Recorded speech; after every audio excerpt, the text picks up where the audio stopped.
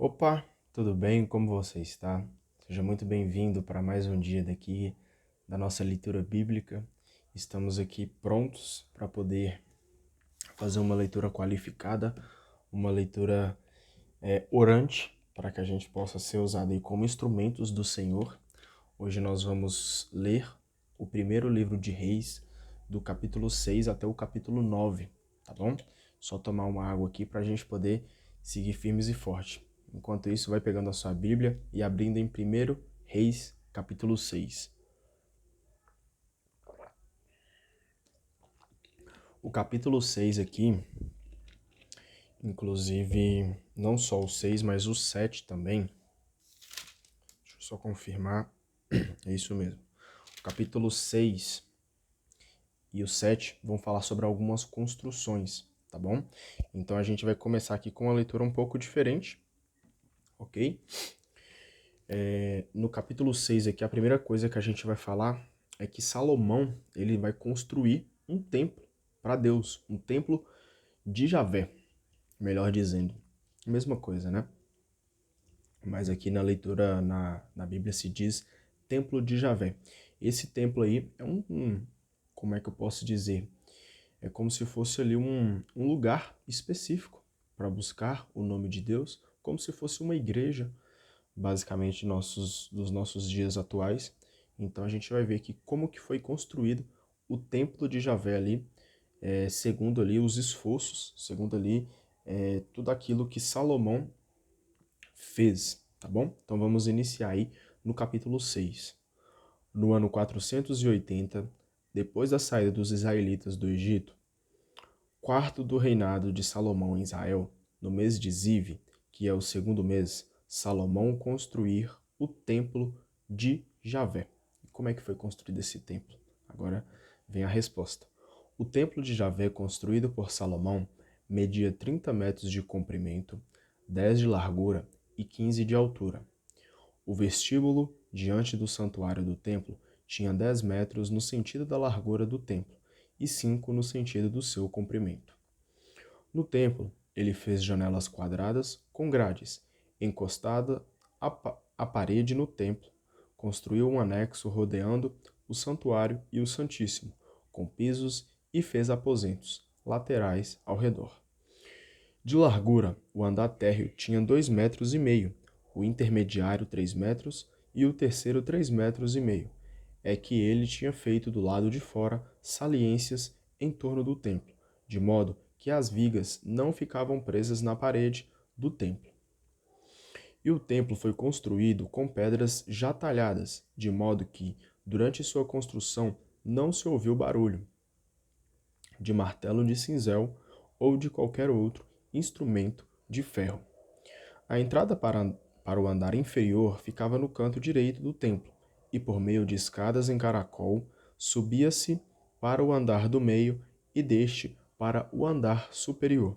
Salomão terminou a construção do templo, cobrindo-o com teto de pranchões de cedro. Fez uma galeria anexa a todo o templo, com 2,5 metros de altura, unida ao templo por vigas de cedro.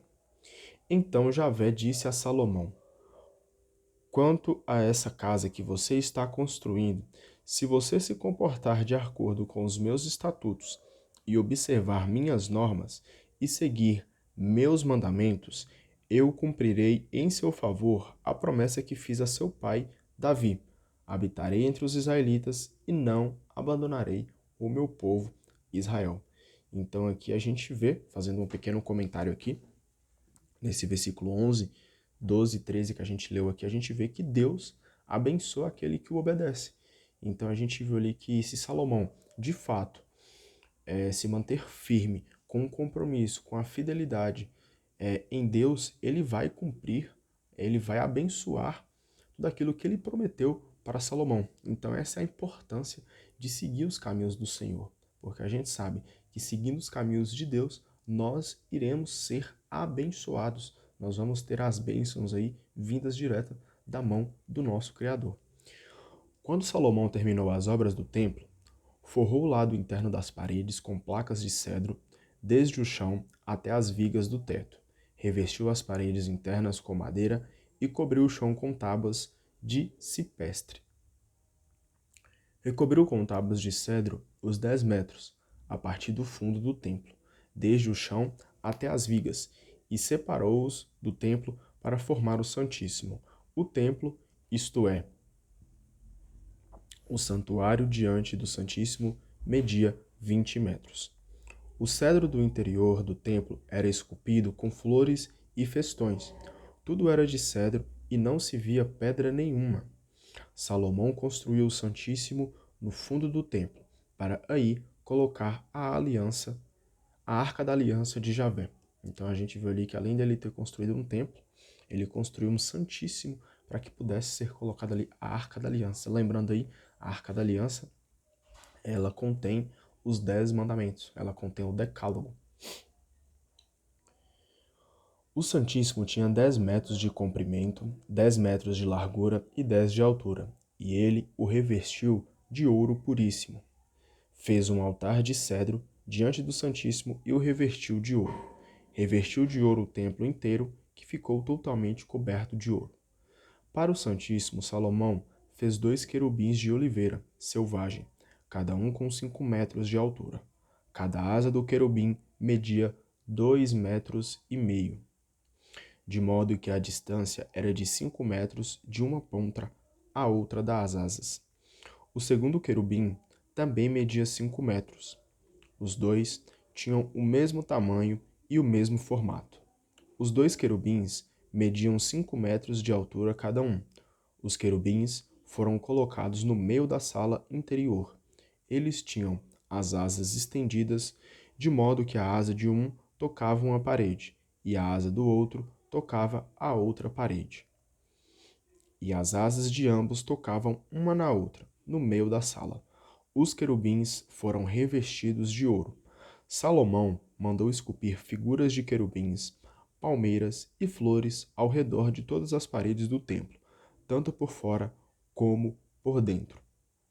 E mandou cobrir de ouro o piso interior e exterior do templo. Salomão mandou fazer a porta do Santíssimo com vigas de oliveira selvagem. O enquadramento da porta tinha 5 ângulos, e os 2 batentes eram de oliveiras selvagens. Nos batentes foram esculpidas figuras de querubins, palmeiras e flores, tudo recoberto de ouro. Salomão mandou recobrir de ouro os querubins e as palmeiras. Também mandou fazer as portas do santuário com vigas de oliveira selvagem, com enquadramento de 4 ângulos. Os 2 batentes das portas eram de cipreste, com painéis giratórios em cada batente. Nos batentes foram esculpidos querubins, palmeiras e flores, revestidos de ouro ajustado sobre a escultura. Salomão mandou ainda construir o muro do pátio interior com 3 fileiras de pedra talhada e uma fileira de vigas de cedro. No 4º ano, no mês de Zive, foram lançados os alicerces do templo. E no 11º ano, no mês de Bul, o 8º mês, o templo ficou concluído em todas as suas partes, conforme o projeto. Salomão levou 7 anos para construir o templo. Então aqui a gente viu ali de forma bem detalhada, bem minuciosa, como foi aí a construção desse templo que é dedicado a Deus, o templo aí construído por Salomão. Agora nós vamos entrar aqui no capítulo 7, e nessa primeira parte aqui do capítulo 7, Salomão vai criar o seu palácio, e ele vai explicar pra gente como foi a construção desse palácio, ok? Salomão levou 13 anos para construir seu palácio e deixá-lo completamente pronto. Construiu a casa da floresta do Líbano, que tinha 50 metros de comprimento, 25 de largura e 15 de altura. Ela foi construída sobre 4 fileiras de colunas de cedro, com vigas de cedro sobre as colunas. Sobre as vigas sustentadas pelas colunas foi feito um revestimento de cedro. Havia 3 fileiras de janelas, 45 ao todo. Ficavam 15 em cada fileira, cada uma na frente das outras, de 3 em 3. Todas as portas e janelas tinham um enquadramento retangular e e ficavam umas na frente das outras, de 3 em 3. Salomão construiu o pórtico das colunas com 25 metros de comprimento e 15 de largura. Além disso, fez um vestíbulo diante das colunas com uma varanda na frente. Fez o salão do trono ou da audiência, onde administrava a justiça. Era revestido de cedro desde o piso até o teto. Sua residência pessoal, em outro pátio, atrás do pórtico, era do mesmo estilo. Salomão fez também outro palácio, parecido com esse pórtico, para a filha do faraó, com quem se havia casado. Desde o alicerce até as vigas do teto, todas as construções foram feitas de pedras escolhidas, cortadas sob medida, serradas por dentro e por fora. Também do lado de fora até o grande pátio. Os alicerces eram de pedras escolhidas em blocos de 5 por 4 metros, e em cima delas pedras especiais, cortadas sob medida, e também madeira de cedro. O pátio maior tinha 3 fileiras de pedra talhada e uma fileira de tábuas de cedro. Era semelhante ao pátio interno do templo de Javé e ao vestíbulo do palácio. Então, que a gente viu como foi a construção do palácio de Salomão. Agora aqui, já a partir do versículo 13, nós veremos aqui como foi construída ali os ornamentos e todos os utensílios do templo, como que foi a decoração daquele templo que Salomão havia construído para Javé. Salomão mandou chamar Hirã de Tiro. Hirã é quem vai construir aqui todos os ornamentos e os utensílios do templo. Filho de uma viúva da tribo de Neftali, cujo pai era natural de Tiro. Hirã trabalhava o bronze e era dotado de grande habilidade, talento e inteligência para fazer qualquer trabalho de bronze. Ele se apresentou ao rei Salomão e executou toda a obra. Fundiu 2 colunas de bronze, cada uma com 9 metros de altura e 6 de circunferência. Fez 2 capitéis de bronze fundido, cada um com 2,5 metros de altura, e os colocou no alto das colunas. Para enfeitar os capitéis, fez 2 trançados em forma de corrente, um para cada capitel. Depois fez as romãs. Havia 2 fileiras de romãs em torno de cada trançado, para cobrir os trançados que ficavam no alto das colunas. Fez o mesmo com o segundo capitel. Os capitéis, no alto das colunas que estavam no vestíbulo, tinham forma de flor de lis, medindo 2 metros. Além disso, esses capitéis, no alto das 2 colunas, no centro que ficava por trás dos trançados, estavam enfeitados de romãs, colocadas em filas de 200 ao redor de cada capitel. Em seguida, Hirã ergueu as colunas diante do vestíbulo do santuário, ergueu a coluna do lado direito e lhe deu o nome de Firme. Depois levantou a coluna do lado esquerdo e lhe deu o nome de Forte. E assim terminou o trabalho das colunas. Hirã fez ainda o mar, todo de metal fundido, com 5 metros de diâmetro. Era redondo, tinha 2,5 metros de altura, e sua circunferência tinha 15 metros. Por baixo da borda, em todo o redor, havia 2 séries de motivos vegetais, com 20 frutas em cada metro, fundidas numa só peça com o mar. Este ficava apoiado sobre 12 touros, que olhavam 3 para o norte, 3 para o oeste, 3 para o sul e 3 para o leste. O mar se apoiava sobre esses touros, que estavam com os traseiros voltados para dentro. A espessura do mar era de 8 centímetros e sua borda tinha a forma de flor de lis. Sua capacidade era de 90.000 litros. Hirã fez também 10 bases de bronze para as bacias. Cada uma delas media 2 metros de comprimento, 2 de largura e 1,5 metro de altura. Elas foram construídas com molduras no meio das travessas. Sobre essas molduras havia leões, touros e querubins, e sobre as travessas havia um suporte. Abaixo dos leões e dos touros havia grinaldas em forma de festões. Cada base tinha 4 rodas de bronze e eixos também de bronze. Seus 4 pés tinham suportes por baixo da bacia. Eram de metal fundido e ficavam além de cada grimada. grinalda, perdão. Seu encaixe tinha meio metro, a partir do cruzamento dos suportes até o alto. O encaixe era redondo, em forma de suporte de vaso. Tinha 75 centímetros, e sobre o encaixe também havia esculturas, mas os painéis eram quadrangulares e não redondos. As quatro rodas ficavam acima das travessas. Os eixos das rodas estavam no pedestal. A altura das rodas era de 75 centímetros. A forma das rodas era como de roda de carro com eixos, aros, raios e cubos, tudo em metal fundido. Havia quatro suportes nos quatro cantos de cada base. A base e seus suportes formavam uma peça única. Na parte superior da base havia um suporte com 25 centímetros de altura, feito de ferro circular. No topo da base havia esteios e os painéis formavam uma só peça com a base. Sobre os painéis de cada travessa e sobre as molduras, mandou gravar querubins, leões e palmeiras, dentro dos espaços livres, com grinadas ao redor. As 10 bases foram fundidas com o mesmo molde, idênticas na medida e na forma. Irã fez 10 bacias de bronze, cada uma com capacidade de 1.800 litros e media 2 metros. Cada bacia estava montada sobre uma das 10 bases.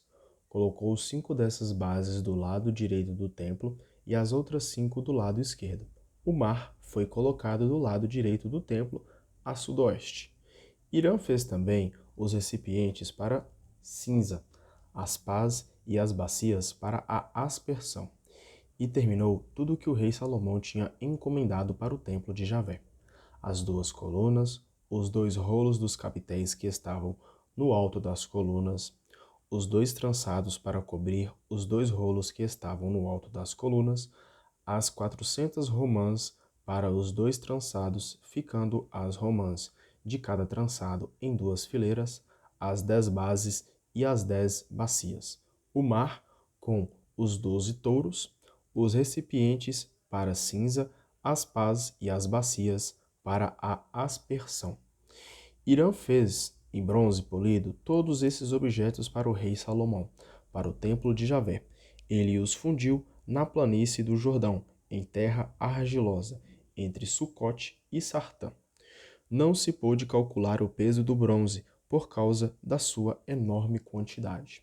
Salomão colocou no templo de Javé todos os objetos que tinham mandado fazer: o altar de ouro e a mesa de ouro, com os pães oferecidos a Deus, os candelabros de ouro puro, 5 à direita e 5 à esquerda.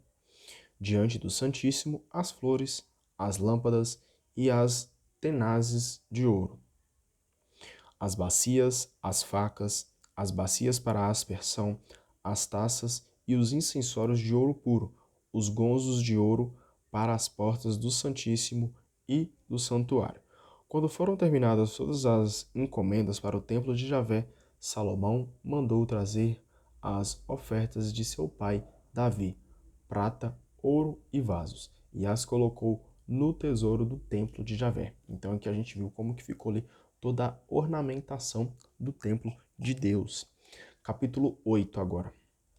Salomão reuniu em Jerusalém os anciãos de Israel, todos os chefes das tribos e os chefes das famílias israelitas, para transportar da cidade de Davi, que é Sião, a arca da aliança de Javé.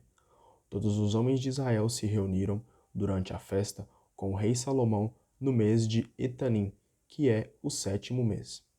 Quando todos os anciãos de Israel chegaram, os sacerdotes carregaram a arca e, com a ajuda dos levitas, transportaram também a tenda da reunião e os utensílios sagrados que estavam na tenda. O rei Salomão, juntamente com toda a comunidade de Israel, reunida com ele diante da arca, sacrificou tantas ovelhas e bois que não foi possível contar nem calcular. Os sacerdotes introduziram a arca da aliança de Javé no seu lugar, isto é, no recinto do templo chamado Santíssimo, sobre as asas dos querubins. De fato, os querubins estendiam as asas sobre o lugar da arca, protegendo a arca e seus varais. Como os varais eram compridos, quem estava no santuário podia ver as suas extremidades, mas não dava para ver de fora. Eles estão aí até hoje. Dentro da arca não havia outra coisa além das tábuas de pedra que no Horebe Moisés aí tinha colocado quando Javé concluiu a aliança com os israelitas, quando eles saíram do Egito. Então o que continha na arca eram as duas tábuas de pedra, as tábuas que continham os 10 mandamentos. Quando os sacerdotes saíram do santuário, a nuvem encheu o templo de Javé, e os sacerdotes não puderam continuar o seu serviço, por causa da nuvem. A glória de Javé encheu o templo. Então Salomão disse: Javé escolheu habitar a nuvem escura. Eu construí para ti um templo, uma casa onde habitarás para sempre.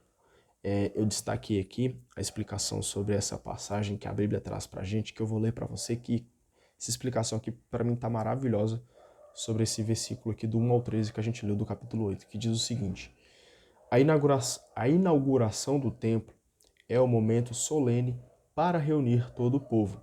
Nota-se que o centro da festa é a introdução da Arca da Aliança no Santíssimo. Contudo, o que é sagrado nessa arca são as duas tábuas de pedra, isto é, o Decálogo, onde estão as normas que testemunham a aliança de Deus com o seu povo. Então a gente vê que a aliança do nosso Deus é testemunhada ali, é os seus mandamentos, é onde ele pede pra gente, ele confirma pra gente, ele mostra o direcionamento.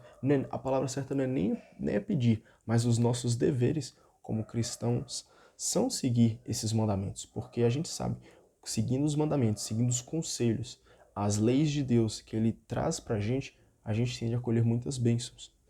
O Decálogo é a fonte de uma sociedade nova, fundada na liberdade e na vida, que gera novas relações entre as pessoas. Então a gente vê aqui que o Decálogo nos traz vida nova, nos traz uma sociedade melhor, pessoas que se amam mais, pessoas que se respeitam mais. Essas são as bênçãos de seguir e de servir o caminho de Jesus. Vamos aqui para o versículo 14 agora. O rei voltou-se e abençoou toda a Assembleia de Israel, e todos permaneceram em pé.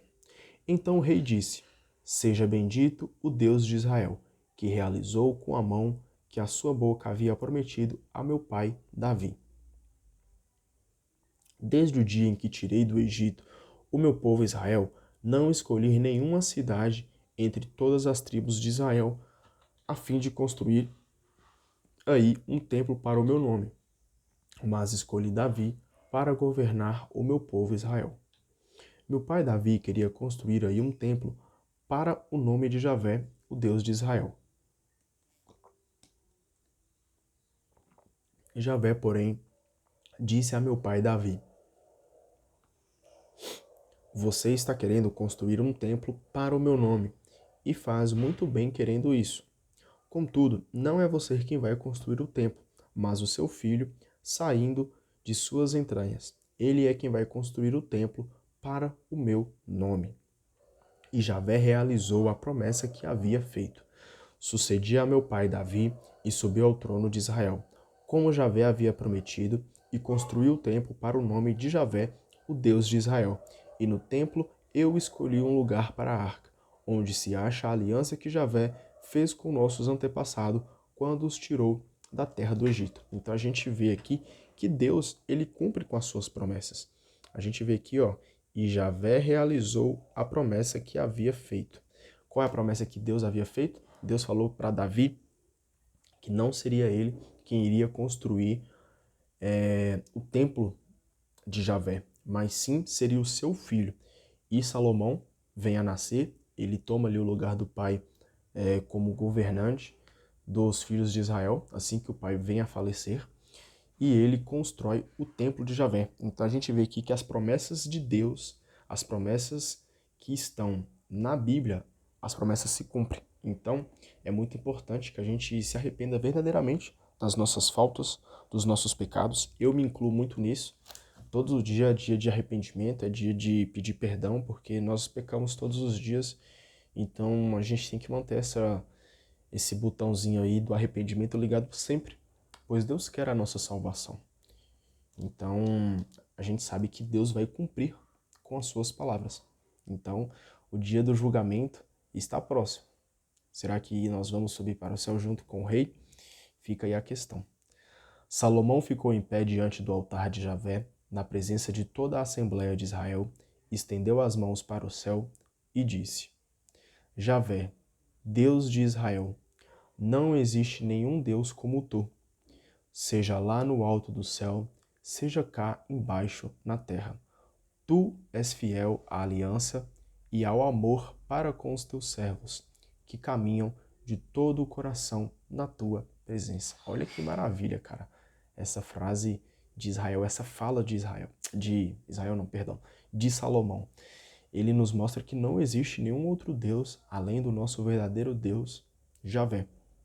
E que se nós formos fiel à sua aliança, ao seu amor, andarmos aí nos seus caminhos, nós vamos colher muitas coisas boas. Então, servir a Deus, cara, é simplesmente fantástico. É maravilhoso, é perfeito. Cumpriste a promessa que havias feito ao teu servo Davi, meu pai, e o que prometestes com a boca, hoje realizaste com a mão. Agora, Javé, Deus de Israel, mantenha a promessa que fizeste a teu servo Davi, meu pai. Nunca faltará para você, diante de mim, um descendente no trono de Israel. Contanto, que seus filhos saibam se comportar, vivendo de acordo comigo, assim como você viveu. Agora, portanto, ó Deus de Israel, confirma a promessa que fizeste a teu servo Davi, meu pai. Será possível que Deus habite na terra? Se não cabes no céu e no mais alto dos céus, muito menos neste templo que construí. Atende a oração e a súplica do teu servo. Ó Javé, meu Deus, ouve o clamor e a prece que teu servo faz hoje diante de ti. Que teus olhos fiquem abertos dia e noite sobre este templo, sobre este lugar, onde quiseste que teu nome habitasse. Ouve a prece que teu servo fará neste lugar. Nós vamos entrar aqui agora, cara, numa das partes mais bonitas aí do primeiro livro de Reis. Eu vou ler aqui do capítulo 8, mas do versículo 30 até o versículo 66, cara. E para mim é uma das partes aqui mais bonitas que eu li até agora do primeiro livro de Reis. Ela é simplesmente fantástica, cara, é simplesmente fenomenal. Por quê? A gente vai ver aqui que Salomão vai fazer ali súplicas em nome de todos os seus filhos. Mais além do que os filhos de Israel. Ele vai fazer uma súplica ali para todos nós, seres humanos. E é bem interessante aqui porque ele pede muito para que a gente possa se converter verdadeiramente para os caminhos de Deus e para que Deus tenha misericórdia de nós. Porque sem a misericórdia de Deus, nós não vamos ser salvos nunca, porque pecamos muito. Então olha para você ver que lindo as palavras aqui que Salomão vai falar, a súplica que Salomão vai fazer para todos os filhos de Deus. Ouve as súplicas do teu servo e do teu povo, Israel. Quando rezarem neste lugar, escuta de tua morada no céu. Escuta e perdoa. Quando alguém pecar contra o seu próximo, e porque lhe tiveram exigido um juramento imprecatório, vier para jurar diante do teu altar neste templo, escuta no céu e age. Julga os teus servos, condena o culpado, dando-lhe o que merece, e absolve o inocente, tratando-o conforme a justiça dele. Quando o teu povo Israel for derrotado pelo inimigo por ter pecado contra ti, se ele se converter, confessar-se ao teu nome, rezar e suplicar a ti neste templo, escuta do céu, perdoa o pecado do teu povo Israel e faze com que ele volte para a terra que destes a seus antepassados. Olha aqui a importância do arrependimento. Confessar verdadeiramente os nossos pecados para Deus e suplicar o nome dele. Cara, é simplesmente maravilhoso. A súplica aqui de Salomão em nome dos filhos de Israel é sensacional, cara. Pedindo para que a gente possa se arrepender verdadeiramente. Quando o céu se fechar e não cair chuva, Por terem pecado contra ti, se eles rezarem neste lugar, se confessarem ao teu nome e se arrependerem de seu pecado, porque o afligiste, escuta do céu, perdoa o pecado do teu servo e do teu povo Israel, mostrando-lhe o bom caminho que devem seguir, e rega com a chuva a terra que deste como herança ao teu povo. Então, aqueles que se arrependerem verdadeiramente, Salomão aqui suplica para que Deus possa nos mostrar o caminho que nós devemos seguir. Pois se quisermos seguir apenas pelas nossas convicções, pelas coisas que a gente acha certo, nós vamos ficar extremamente perdidos. Então, Salomão nos ensina a suplicar, a se rebaixar, a se colocar humildemente aí aos pés de Jesus, aos pés de Deus, mostrar para eles que de fato estamos arrependidos, arrepender de todo o coração, de toda a alma, verdadeiramente, e mais do que isso, pedindo para que Ele mostre o caminho verdadeiro que Ele quer que nós sigamos, aquele caminho do Senhor. Quando o país sofrer fome, peste, mela e ferrugem, quando vierem gafanhotos e pulgões, quando o inimigo deste povo secar uma de suas cidades, quando acontecer alguma calamidade ou epidemia, seja qual for a oração ou súplica de qualquer um do teu povo Israel, que sinta remorso de consciência, se ele erguer as mãos para este templo, escuta do céu onde moras, perdoa e age. Paga a cada um conforme o seu comportamento, pois conheces o coração, és o único que conhece o coração de todos. Desse modo, eles te respeitarão enquanto viverem na terra que deste aos nossos antepassados. Se o estrangeiro que não pertence ao teu povo Israel também vier de uma terra distante por causa do teu nome, pois ouvirão falar do teu grande nome, de tua mão forte e de teu braço estendido, se ele vier para orar neste templo. Escuta do céu onde moras e atende a todos os pedidos do estrangeiro. Assim, todos os povos da terra reconhecerão o teu nome e temerão a ti, como faz o teu povo Israel. Eles saberão que o teu nome é invocado neste templo que eu construí.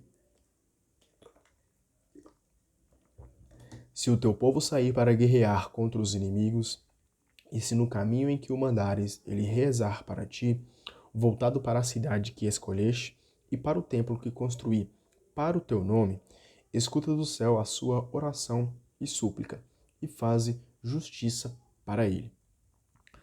Quando os israelitas pecarem contra ti, pois não há ninguém que não peque, e tu ficares irritado contra eles, entregando-os ao inimigo, e então eles forem levados como cativos pelos vencedores para uma terra inimiga, distante ou próxima. Se nessa terra onde estiverem cativos, eles caírem em si e na terra dos vencedores, suplicarem: nós pecamos, agimos e nos pervertemos. Se eles se voltarem para ti, olha que maravilha, cara. Mesmo no pecado, Deus é tão misericordioso que Ele ainda nos ama. Se eles se voltarem para ti de todo o coração e de toda a alma, na terra em que os inimigos os estiverem exilados, se rezarem a ti voltados para a terra que deste aos seus antepassados, para a cidade que escolheste e para o templo que construí para o teu nome, escuta do céu onde moras.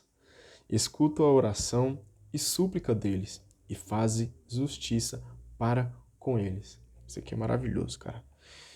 Perdoa ao teu povo que pecou contra ti. Perdoa todas as suas revoltas contra ti. E faze que ele encontre a benevolência dos vencedores e que estes usem de compaixão para com ele. Porque é o teu povo e a tua herança que tiraste do Egito, do meio da fornalha de ferro. Que teus olhos estejam abertos para as súplicas do teu servo e do teu povo Israel, para ouvires todos os pedidos que eles fizerem a ti. De fato, Senhor Javé, tu os separaste como tua herança entre todos os povos da terra, como disseste através de teu servo Moisés, quando tiraste do Egito os nossos antepassados. Quando Salomão acabou de dirigir a Javé toda essa oração e súplica, levantou-se diante do altar de Javé, no lugar em que estava ajoelhado e de mãos erguidas para o céu. Ficou em pé e abençoou toda a Assembleia de Israel em voz alta. Javé seja bendito. Ele concedeu descanso para o seu povo Israel, conforme havia prometido. Não falhou nenhuma das boas promessas que tinha feito através do seu servo Moisés. Javé nosso Deus esteja conosco, assim como esteve com nossos antepassados. Que ele não nos abandone nem nos rejeite. Que ele faça nossos corações se voltarem para ele, e a fim de andarmos em seus caminhos e obedecermos aos seus mandamentos, estatutos e normas que ele ordenou aos nossos antepassados. Que essas súplicas por mim dirigidas a Javé estejam dia e noites presentes diante de Javé, o nosso Deus, para que ele faça justiça ao teu servo e ao povo de Israel, conforme as necessidades de cada dia. Assim, todos os povos da terra saberão que só Javé é Deus e que não há nenhum outro. Que o coração de vocês seja íntegro para com Javé nosso Deus, observando seus estatutos e obedecendo aos seus mandamentos, como vocês fazem hoje. Então a gente vê aqui que se converter para uma nova história, a gente precisa se converter verdadeiramente, pois Deus quer nos salvar. O rei, junto com todo Israel, ofereceu sacrifícios diante de Javé. Salomão ofereceu sacrifícios, e foram sacrifícios de comunhão que ele ofereceu a Javé, 22.000 bois e 120.000 ovelhas. Desse modo, o rei e todos os israelitas inauguraram o templo de Javé. Então aqui com essa súplica, com essa oração de arrependimento que Salomão faz para todos os seus filhos, dessa forma eles inauguram o templo de Deus. Nesse mesmo dia, o rei consagrou o interior do pátio que fica diante do templo de Javé, aí ofereceu o holocausto, a oblação, as gorduras do sacrifício de comunhão, porque o altar de bronze que estava diante de Javé era muito pequeno para conter o holocausto, a oblação e as gorduras do sacrifício de comunhão. Nessa ocasião, Salomão celebrou a festa e todo Israel com ele, durante 7 dias. Houve uma grande assembleia diante de Javé, o nosso Deus, com gente que veio desde a entrada de Emate até a torrente do Egito.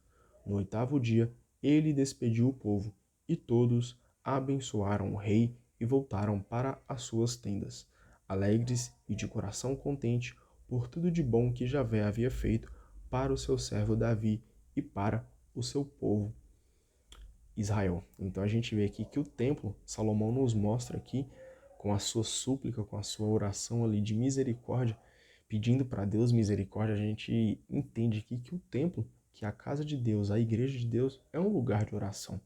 Não estou dizendo aqui, não entenda errado, não estou dizendo aqui que você não deva orar em outros lugares. Orar é sempre muito importante. Você tem que orar em todo lugar, a qualquer hora, onde você estiver, seja no trabalho, na escola, no banho, jantando, antes de dormir, acordar na madrugada a hora. Mas, cara, a igreja, ela é um lugar assim. Eu sou muito apaixonado pela igreja. Um dia eu vim aqui contar pra vocês como é o meu relacionamento com a igreja física. E eu sou um fã, cara, da igreja. Sinceramente, é um lugar onde a paz ali está planando sobre aquele lugar. É um momento de muita intimidade que a gente tem com Deus. É um momento onde a gente tira ali para estar 100% focado nele, sem muitas distrações, sem muitas coisas para a gente poder pensar. É o lugar onde a gente tem que focar ali 100% em Deus, cara. Eu sou um fã aí da igreja, graças a Deus, através aí de Jesus, através de seus discípulos, ele deixou as igrejas para que a gente possa encontrar com ele mais intimamente. Então, cara, eu sou um fãzaço da igreja. Graças a Deus, Deus nos deu esse templo aí maravilhoso. Vamos aqui entrar no capítulo 9, o último de hoje. Salomão acabou de construir o templo de Javé, o palácio real e tudo o que pretendia construir. Então Javé lhe apareceu pela segunda vez, como havia aparecido em Gabaon, e lhe disse: Ouvi a oração e súplica que você me fez. Perdão, vou ler de novo. E Deus lhe disse, né? E lhe disse: ouvi a oração e súplica que você me fez. Olha que maravilha. Deus escuta as nossas orações. Deus escuta as nossas súplicas. Quando oramos para Ele verdadeiramente, Ele vai nos ouvir. Preciso orar, cara. Preciso orar mais. Consagrei este templo que você construiu para que seja a morada do meu nome para sempre. Os meus olhos e o meu coração estarão aí todos os dias. Se você se comportar diante de mim como seu pai Davi, de coração íntegro e reto, fazendo tudo como eu ordenei e obedecendo aos meus estatutos e normas, eu manterei firme para sempre o seu trono real em Israel, como prometi ao seu pai Davi, dizendo: haverá sempre alguém de sua família para se assentar no trono de Israel. Ao contrário, se vocês e seus filhos me abandonarem, não obedecendo aos meus mandamentos e estatutos que lhes dei, indo servir a outros deuses e prostrando-se diante deles, então eu arrancarei Israel da terra que lhes dei. Afastarei para longe de mim este templo que consagrarei para o meu nome, e Israel será motivo de riso e chacota entre os povos. Então este templo, que é tão grandioso, se tornará motivo de espanto para os que aí passarem. Eles vão assobiar e dizer: por que Javé fez isso com essa terra e este templo? E responderão: foi porque eles abandonaram Javé, seu Deus, que tirou seus antepassados da terra do Egito. Eles aderiram a outros deuses, prostrando-se diante deles e servindo-os. Foi por isso que Javé, seu Deus, mandou sobre eles toda essa desgraça. Então a gente percebe aqui que para continuar firme, para ter aí força, nós devemos ser fiel a Deus, seguir as suas leis, os seus mandamentos, não abandonar e nem servir a outros deuses. Durante há 20 anos, Salomão construiu os dois edifícios do templo. Perdão, os dois edifícios, o templo de Javé e o palácio real. E Irã, rei de Tiro, forneceu a Salomão madeira de cedro, cipreste e todo o ouro que este quis. Quando terminou as construções, o rei Salomão deu a Irã 20 cidades no território da Galiléia.